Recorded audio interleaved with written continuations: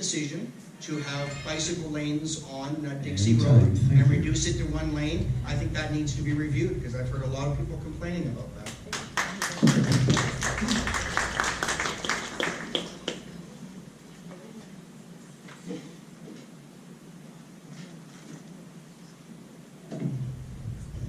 Because the Lakeview project is such a mega one, I spent quite a bit of time on the internet reviewing the Planning Commission's plans.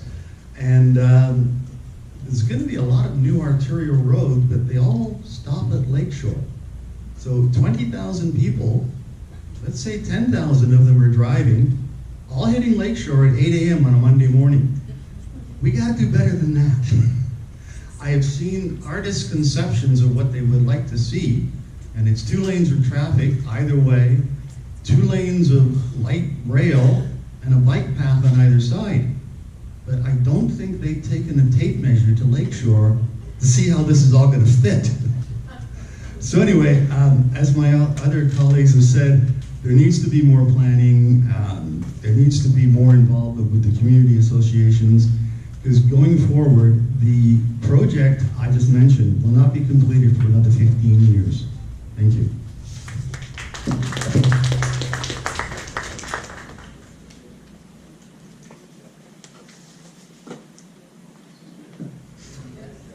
Okay, this is a question that sort of came up before, but it seems that it's something that people are wanting to know about. What is your cycling master plan currently in our ward, which has several bike lanes that go nowhere?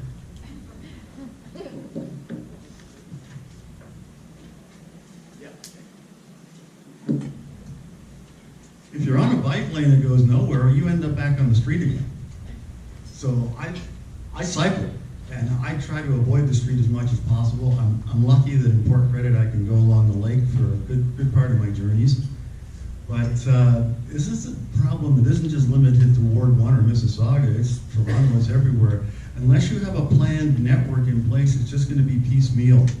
So yeah, I agree. And as much as possible, get the bike lane off the road, put it on the shoulder. It's a lot safer. Thank you.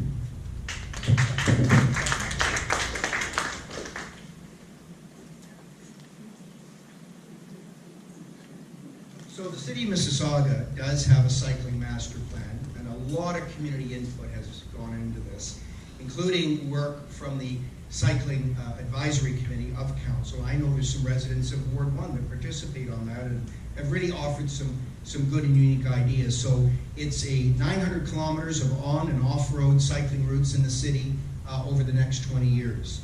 And you know, I think we should encourage cycling. I think we should try and find appropriate routes for cycling. I think we should do our best to have them safer by them being designated away from, with curbs, etc., away from vehicular traffic where at all possible, rather than just a line down the street, to protect the safety of the cyclists and those people driving their cars. So let's try and make cycling and vehicular traffic work well in areas where it makes sense to benefit both our cyclists and our drivers.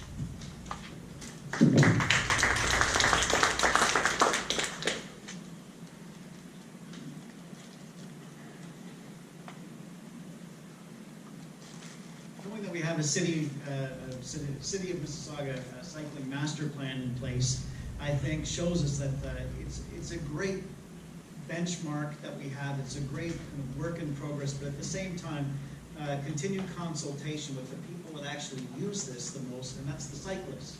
And not just to pigeonhole and ask a handful of people, put it out to the entire cycling community that would want it, but make sure that it's advertised to everybody throughout the community, that they do have more opportunities to speak and have their input in terms of what they think is working with it being implemented and what's not working.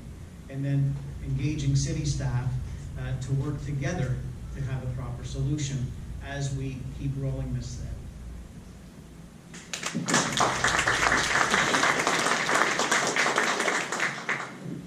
Well, that works out well, because this was the part that got cut off the first time. So the cycling master plan is one step, but we also need to be talking about public education around what a bike lane looks like. I had a coffee meeting by the new Ogden bike lane, and I had to tell half of the people there to go move their cars because they parked in it. Okay, there is, so now there's like 5 more people who know what that is. But the problem is that there is a lack of awareness and a lack of education.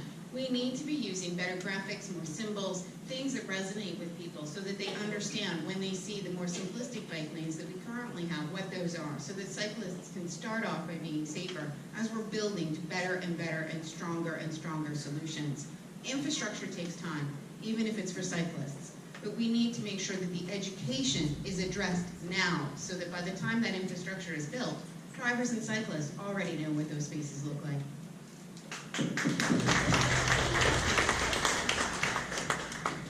Well, a lot of the things that I've seen with our bike lanes are too close to the roads, or they're non-existent. So like Dixie south before Dundas, it's a dangerous thing. You see young kids trying to drive their bike, but they're on the sidewalk. And so you have this narrow walkway, so you got to share it with a cyclist. It's very dangerous. There are alternatives on that route. We go actually on the other side, go over the bridge, which actually goes over the railway, but it's a wider route and it'd be safer for everyone. And when they have a train coming, the same thing we used to have when we had cars, because I remember when I was a kid, we used to go over the railways anyways as a car. But now you've got this narrow little spot, and I've also seen the snowplows get caught in these little walkway rails. Oh, sorry. And we should be looking at an express rapid transit bike lane where they don't even come near cars and they're safer. That we have to look at the safe point and the health point, because you're right beside these diesel trucks and you can't even breathe, especially in the summer. Thank you. Okay.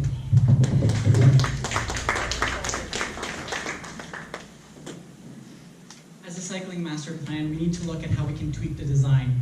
If you drive down Stanfield, there is a cycling lane there, and there's also a logistic company that's driving a truck, and there's also people picking up garbage. So they can't even see their blind spot and can't even see the cyclists along Stanfield where the Stanfield grill is. So we need to be able to tweak this up design because the cyclist is too close to the driver, and maybe put them along the sidewalk so that there at least has that curb on there. We have to make sure there's connectivity. Whenever you're going down Lakeshore towards Long Branch, there's no connectivity. People have to go back onto the road. We also have to have that safety, having paint or designated lanes so that people know where the lanes are and where that protection is and that divide is between the driver and a cyclist.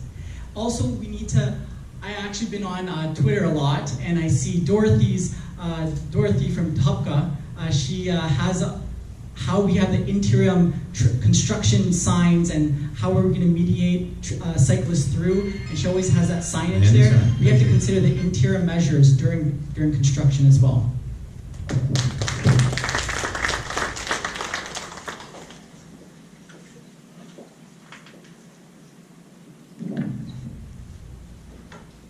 Okay, I just acknowledge that everyone has talked about the cycling master plan. In the census that came out, the majority of us are driving. And so one of the questions I have is what will get us out of our cars to cycle? It'd be great if we could actually have cycling lanes that are as large as the lane that you drive in. I rode my bike for the first time in like 10 years when I was in Poland in July. And it's the first time I felt safe on the road, and I rode my bike there. And when I look at the cycling lanes here, there's not enough space for 2 people to be riding beside each other. What if you're slow? What, and there's somebody who's going faster. We're not making enough infrastructure. So those are some of the things I think we need to be looking at. Also about bike repair stations and also places to put your bike. I know you're asking about cycling lanes, but just even, when you're at the small arms building, people's bikes were attached to poles. That's a new construction area, new build, which is amazing there, but there was no place to even park your bikes. So it's all these other nuances too about we need to get people as fast as they need, direct lanes so they can get places as fast as they need to. Thank you.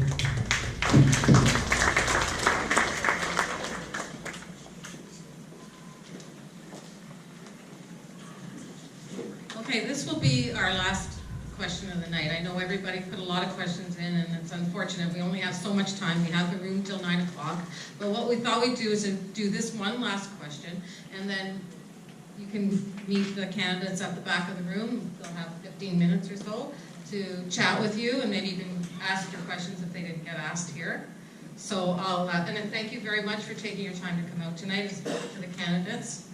So This is it. What community involvement has each of the candidates had specifically in Ward 1 during the past 5 years? And please give details.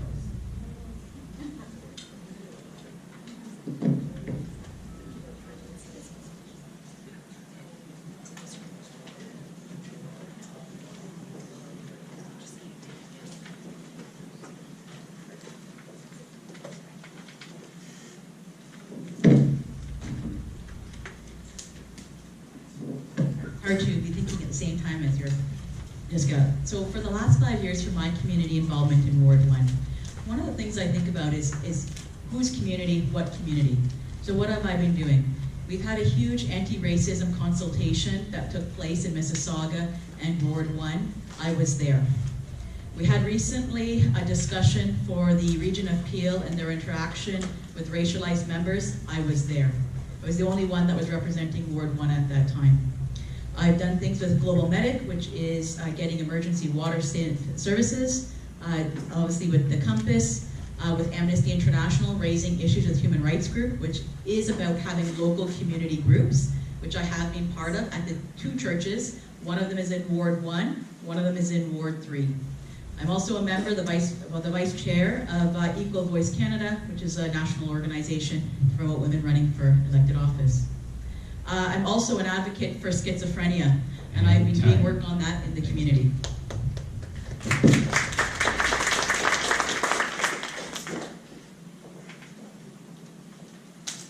My community involvement, I was highly involved with the QEW expansion, highway improvements, and the Dixie interchange. I attended most of the public consultations at Port, and I also submitted an environmental report to the higher governments to give my concerns of what the environmental concerns are with the Dixie interchange. I also engaged with the neighbors to ensure there's communication and that they would understand the expropriation papers or letters that they would receive. I also been part of the diverse communities, the LGBTQ community. I attended many festivals within Ward 1, and I also have been going to St. Dominic's, which is along Atwater and Cawthra as well. Thank you.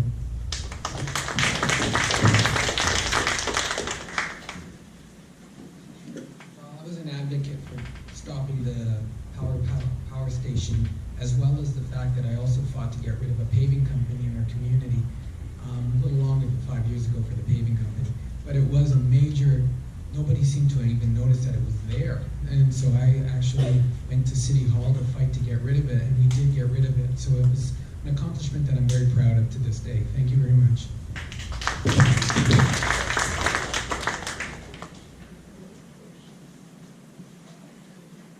So for just doing 5 years, that's pretty straightforward. A lot of different things. Some of the things that I'm most proud of is some work on food drives and toiletry drives in support of the Compass, in partnership with many people that are here in this room today. I've also, of course, volunteered for the Waterfront Festival, volunteered at our Canada Day Paint the Town Red, event. Sorry, is that better? Can you hear me now? And I've worked with the Small Arms Building on funding. I've worked on provincial campaigns. I've certainly worked on federal campaigns. And I've been pushing forward an initiative to see a Pride event take place in our community.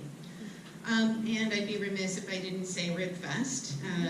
It's probably a little bit of a switch to walk away from a job where you provide ribs and beer and raise money for the community in order to look at this. But I'm happy to have changed my plans for the year and be pursuing this. It's really exciting to be looking at how we can make a community difference every day together. Thank you.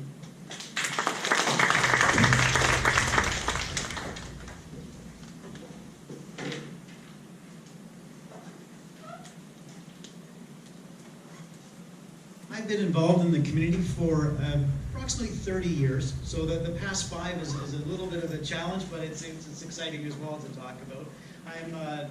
First off, I'd like to say I'm a proud board member of the Port Credit Village project, which works to bring beautification and artwork along the Port Credit corridor. Also, I'm a board member of Community Living Mississauga, which I know is a little bit larger than our Ward 1. I'm a local member of the local Lions Club. Also, I participate in the Paint the Town Red fundraisers on a regular basis. And as well, I have been an advisor behind the scenes to our beloved Jim Tovey for over 8 years. So that's just a little bit of my involvement in the community. Thank you.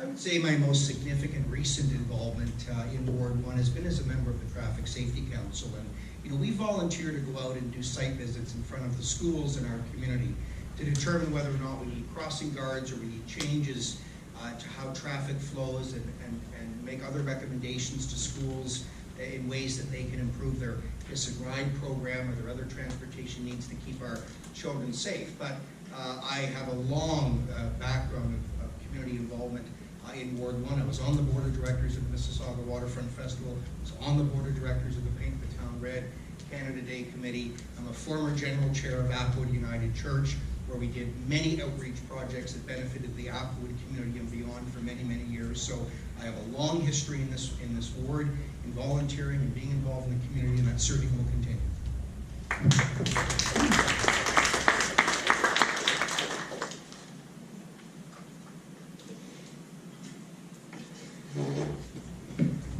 I gotta be honest, I have been so committed to taking care of the 500 or so residents of the building that I run that I have not had the time to get involved in any other outside Ward 1 community associations. And I do regret it, but hopefully things will change. Thank you.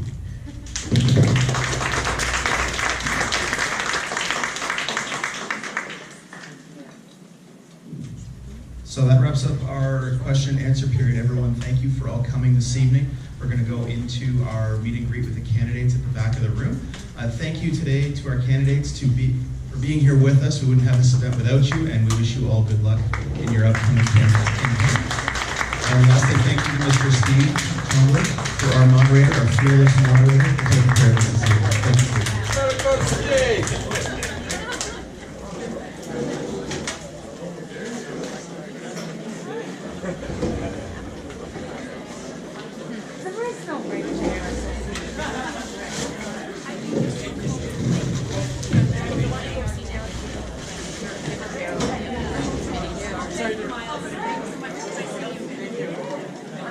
Sorry.